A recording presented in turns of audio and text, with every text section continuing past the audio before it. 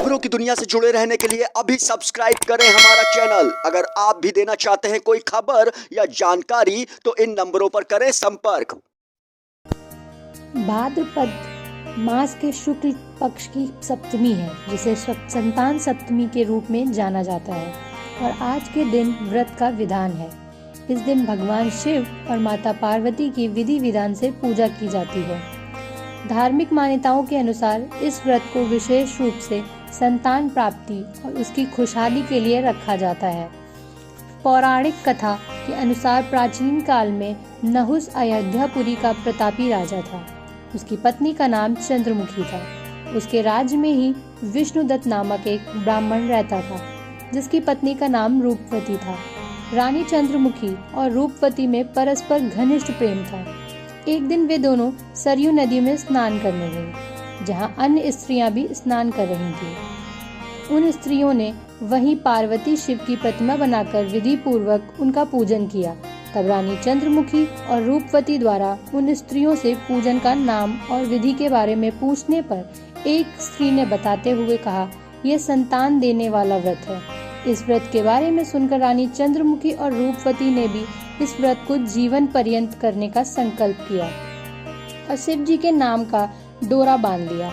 लेकिन घर पहुंचने पर वे अपने संकल्प को भूल गईं, जिसके कारण मृत्यु के पश्चात रानी वानरी और ब्राह्मणी मुर्गी की योनि में पैदा हुई। कालांतर में दोनों पशु योनि छोड़कर पुनः मनुष्य योनि में आई। चंद्रमुखी मथुरा के राजा पृथ्वीनाथ की रानी बनी और रूपवती ने फिर एक ब्राह्मण के घर जन्म लिया। इस जन्म में ईश्वरी नाम से रानी और भूषणा नाम से ब्रह्माणी जानी गई। राजपुरोहित अग्निमुखी के साथ भूषणा का विवाह हुआ। उन दोनों में इस जन्म में बड़ा प्रेम हो गया। पूर्व जन्म में व्रत भूलने के कारण इस जन्म में भी रानी की कोई संतान नहीं हुई, जबकि व्रत को भूषणा ने अब भी याद रखा था, जिसके कारण उसने सुंदर और स्वस्थ 8 पुत्रों ने जन्म दिया। संतान नहीं होने से दुखी रानी ईश्वरी से एक दिन भूषणा उससे मिलने गई। इस पर रानी के मन में भूषणा को लेकर ईर्ष्या पैदा हो गई और उसने उसके बच्चों को मारने का प्रयास किया, परंतु वह बालकों का बाल भी बाका न कर सकी। इस पर उसने भूषणा को बुलाकर सारी बात बताई और फिर क्षमा याचना करके उससे पूछा, आखिर तुम्हारे बच्चे मरे क्यों नहीं? भूषणा ने उसे पुनर्जन्म की बात स्मरण कराई। साथ ही यह भी कहा कि उसी व्रत के प्रभाव से मेरे पुत्रों को आप चाह कर भी नहीं मार सकी।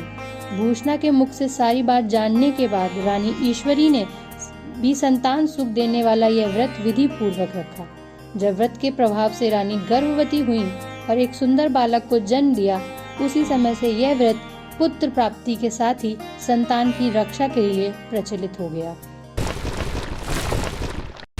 सब्सक्राइब करें एबी न्यूज इंडिया के यूट्यूब चैनल को, क्योंकि हम रखते हैं आपको हर पल अपडेट।